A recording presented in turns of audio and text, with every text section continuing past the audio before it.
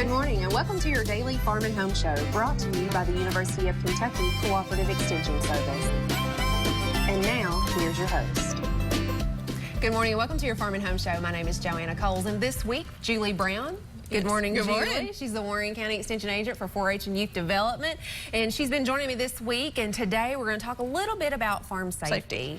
Especially this time of the year, because farmers are in the fields. We're getting ready, almost done with corn, fixing to start soybeans, so they are in the fields for the next several weeks. And you know, Julie, we've had a lot of people move out to rural communities, and you know, there's a good chance that if you live in some of our rural communities that you might meet a combine or some large equipment or get behind one on your way to work. So anytime we're in this harvest season, it'd probably be a good idea to maybe just leave the house a little bit earlier. And don't rush, because they're big, they can't move as easy as a car can maneuver, and you just need to be careful when you're, out on the roads with them. Absolutely. And, some tips. I know a lot of times if you see a flagger truck, and somebody's flagging, they have their lights on or anything like that, probably the thing that you need to think about is, where can I pull off into a driveway? Just pull completely off the road into a driveway, because in a lot of our rural areas, we have light poles. Or large embankments that, there's nowhere else to go but down a nice little embankment. Exactly, or mailboxes.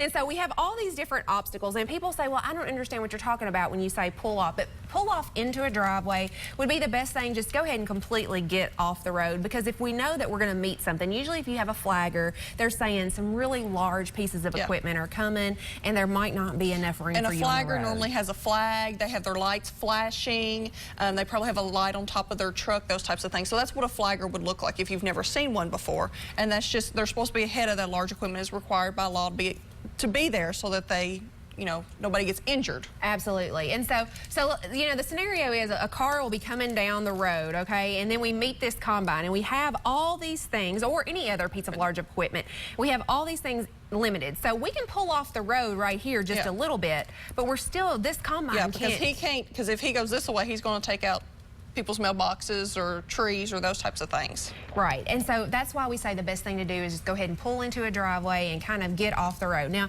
as we mentioned earlier, they're probably not going to be traveling with the header. Normally they will have their header behind them on another truck is pulling their header behind them. So you may run into a large convoy of farm equipment. Depending on who the farmer is, they may have several combines they're moving at one time. And if you happen to get behind them, they also have, and behind any type of farm equipment, has the safety slow-moving vehicles on the back. So you should always, that means it reflects in the night, if they're moving when it's kind of dusky, just so that we know that they're slow-moving, we need to slow down. And there may not be a place to pass them, so you may get stuck behind them for 20 minutes or something like that. That's right. And the thing about it is, Julie, there's a small window. We've both been involved with agriculture for a long time, and when we have that window, we have to get in the fields. And so sometimes that means really early in the morning, and then also really late at night. And so be mindful of that and be watching for that, because like you say, there might be a whole convoy, and they're trying to get moved to the next field so they can get their livelihood harvested.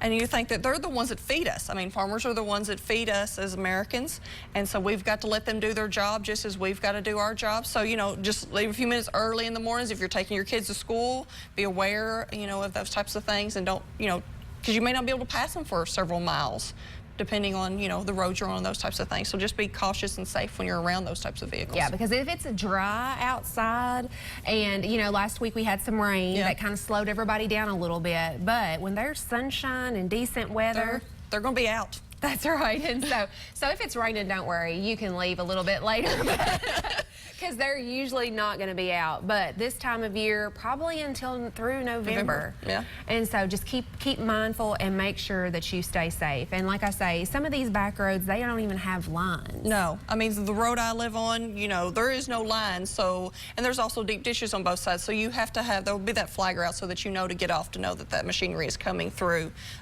just to help them out as well. That's right. And so, combines, large grain trucks, grain carts, semis that are hauling grain, even if these aren't out, those might be. And so just keep aware, keep everybody safe.